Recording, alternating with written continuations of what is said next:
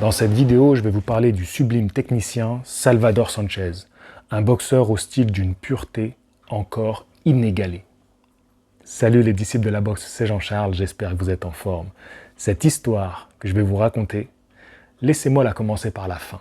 Le 15 septembre 1982, le boxeur portoricain Juan Laporte, âgé de 22 ans, doit affronter le champion du monde WBC des poids plumes, Salvador Sanchez. Les deux boxeurs se sont déjà affrontés en 1980 et c'est Sanchez qui avait remporté le duel au point. À ce moment-là, Salvador Sanchez était déjà le champion du monde de la catégorie. Cette fois-ci, en septembre 1982, le portoricain Juan Laporte remporte les titres et devient le nouveau champion du monde WBC. Non pas en battant le champion du monde mexicain, mais face à un Colombien, Mario Miranda. Le titre mis en jeu dans le combat qui opposa Miranda à Laporte était un titre laissé vacant, car malheureusement, quelques semaines avant le combat, le champion du monde Salvador Sanchez est décédé dans un accident de la route. Il conduisait sa très belle Porsche blanche. C'était sur l'autoroute nord de Querétaro au Mexique. Alors qu'il dépassait un véhicule, il n'avait pas vu qu'en face un camion arrivait et il l'a percuté de plein fouet. Il est mort sur le coup. Selon la police, il était en excès de vitesse et c'est ce qui expliquerait pourquoi il a perdu le contrôle de son véhicule. À seulement 23 ans, Sanchez laisse une famille endeuillée, sa femme, qui avait 21 ans, Maria Teresa, mais aussi deux fils, Christian Salvador et Omar, qui avaient un petit peu plus d'1 an pour l'un et seulement 4 mois pour l'autre. Ce drame prive également la boxe d'un formidable combattant et c'est pour cette raison qu'aujourd'hui je vous en fais une vidéo. Je dois reconnaître que j'ai découvert assez récemment Salvador Sanchez. J'en avais bien sûr entendu parler, mais quand je me suis enfin posé devant un de ses combats, j'ai immédiatement été sous le charme de sa boxe irréprochable, absolument exemplaire. Son jab était impeccable, très bien utilisé lors des combats.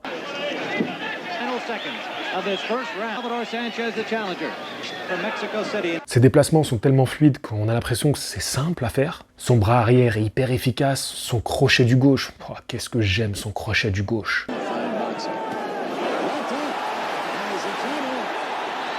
Les combinaisons en veux-tu en voilà.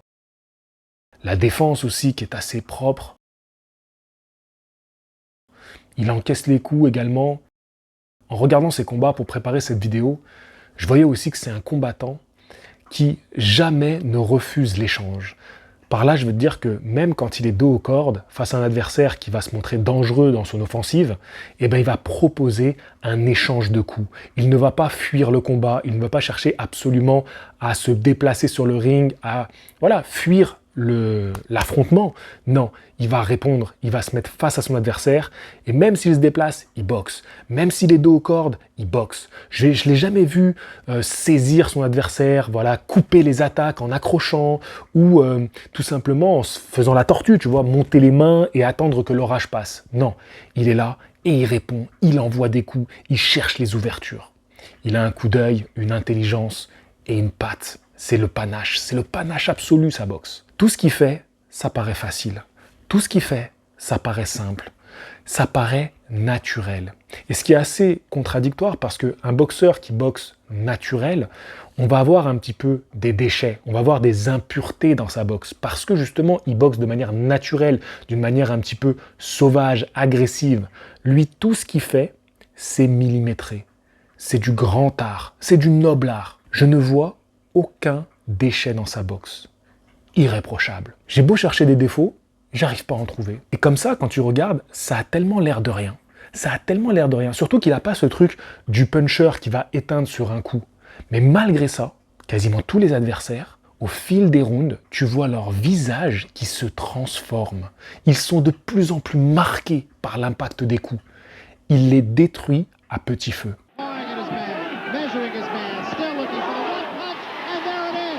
Laissez-moi vous raconter rapidement son histoire. Salvador Sanchez est né le 26 janvier 1959 à Santiago Changuisteco, au Mexique. Après quelques combats amateurs, il va passer professionnel en 1975 à l'âge de 16 ans. C'est à 18 ans qu'il va connaître sa première défaite, une défaite au poing, qui sera d'ailleurs sa seule défaite dans sa carrière. Mais il faut noter que c'était un championnat du Mexique dans la catégorie des poids coqs. Et c'est pas du tout dans cette catégorie qu'il fera sa carrière par la suite. Et rapidement, il va s'orienter vers les catégories supérieures et c'est bien dans la catégorie des poids plumes qu'il va commencer à grimper dans les classements mondiaux. À ce moment-là, il boxait principalement au Mexique, mais il commençait à faire des combats aux États-Unis.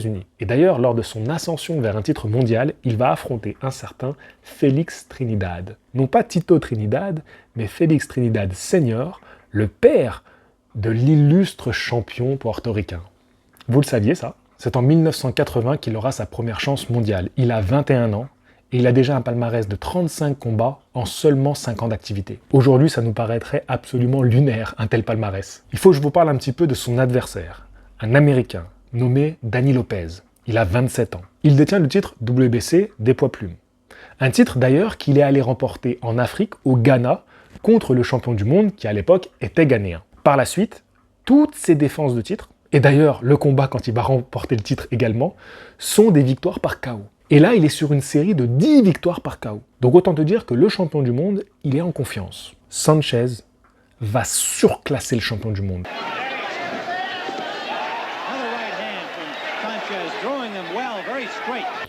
Vraiment, je trouve qu'à aucun moment, il a été en danger. Il est au-dessus sur tous les tableaux.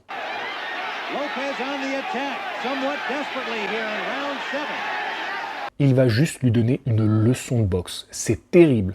L'arbitre intervient de temps en temps pour aller voir le médecin parce qu'il y a une blessure qui s'aggrave au fil des rounds. Le médecin laisse partir. C'est une correction. C'est littéralement une correction que prend Danny Lopez. Il ne peut rien faire face à Salvador Sanchez. Je vous invite à regarder ce combat et prioriser le premier combat, non pas la revanche qui aura lieu quelques temps après, qui est un petit peu moins flamboyante.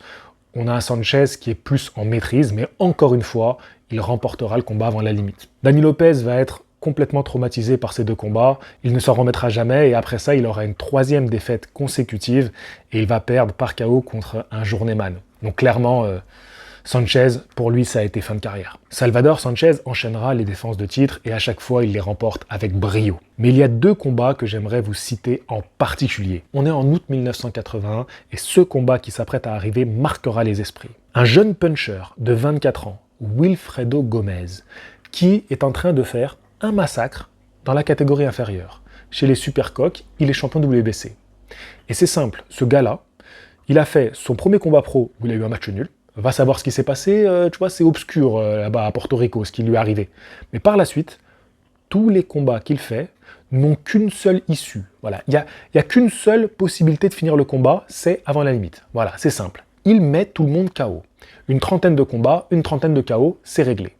Et ce gars-là, super puncher, monte pour affronter Salvador Sanchez. C'est tout simplement le Naoya Inoue de l'époque qui monte chez les plumes pour affronter le numéro 1. En plus de ça, portoricain versus mexicain, c'est toujours une affiche qui a de la gueule. Dès le premier round, Wilfredo Gomez se fait toucher et bousculer par le champion en titre.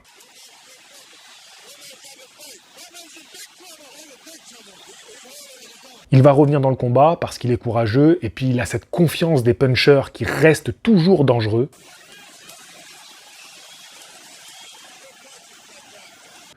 Mais au fil des rounds, on voit que il n'a pas de solution, il ne peut rien faire et il finira par craquer à la 8e reprise. C'est une victoire nette et sans bavure de la part de Salvador Sanchez. Par la suite, Wilfredo Gomez continuera sa carrière, il sera un brillant boxeur, ce qui donne encore plus de valeur à cette victoire et la manière dont elle a été nettement remportée par Salvador Sanchez. Cette année 1981, Salvador Sanchez est élu boxeur de l'année par le Ring Magazine, accompagné de Sugar Ray Leonard. Sanchez ira même jusqu'à se hisser à la place de numéro 1 des meilleurs boxeurs toutes catégories confondues. Pour finir, en juillet 1982, le boxeur ghanéen Azuma Nelson se voit être un remplaçant de dernière minute pour défier le champion du monde WBC.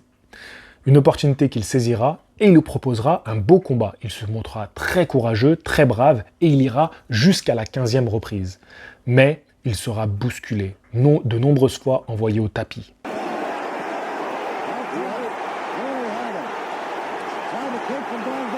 Et malgré son physique incroyable, malgré tout son courage, il n'arrivera pas à renverser la vapeur. Il donnera certes une belle opposition, mais il finira par être brisé dans la dernière reprise du combat. Ce combat était la 9e et la dernière défense de titre de Salvador Sanchez.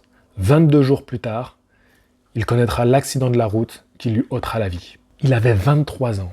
Et aujourd'hui, on se demande encore quel combat il aurait pu donner. Jusqu'où il aurait pu aller. C'est-à-dire que là, il allait clairement entrer dans ses meilleures années. Il aurait très certainement pu encore grimper de catégorie. Mais ça, on ne le saura jamais. D'ailleurs, on ne saura jamais s'il avait affronté Alexis Arguello, qu'est-ce que ça aurait donné? S'il avait affronté Roberto Duran, qu'est-ce que ça aurait donné? D'ailleurs, je vous demande, vous, si vous avez un petit peu suivi ce boxeur, si vous avez un peu connu cette époque, contre qui vous auriez aimé le voir boxer? En 1984, un boxeur mexicain de 22 ans devient champion du monde pour la toute première fois dans la catégorie des superplumes. Un dénommé Julio César Chávez. Et oui, dans un univers parallèle, ce combat, il a eu lieu, mais pas dans notre univers. Julio César Chávez versus Salvador Sanchez. Au final, il n'avait que quelques années de différence. Ah, qu'est-ce que ça aurait donné? Waouh! Qu'est-ce que ça aurait donné ce combat-là? Malheureusement, on ne le saura jamais. Salvador Sanchez s'est emparé d'un titre de champion du monde WBC dans la catégorie des plumes. Et ce titre, personne ne lui a jamais enlevé. Pour l'éternité, Salvador Sanchez restera champion du monde de la catégorie des plumes. Ce que je trouve assez beau avec ce champion éternel, c'est que même sa boxe, finalement, est un style éternel. Que tu le regardes aujourd'hui, qu'on le regarde dans 50 ans ou dans 100 ans, ou qu'on regarde les boxeurs qui étaient là 50 ans avant lui, son style peut s'adapter à n'importe quelle époque. C'est tout simplement le prototype du boxeur parfait.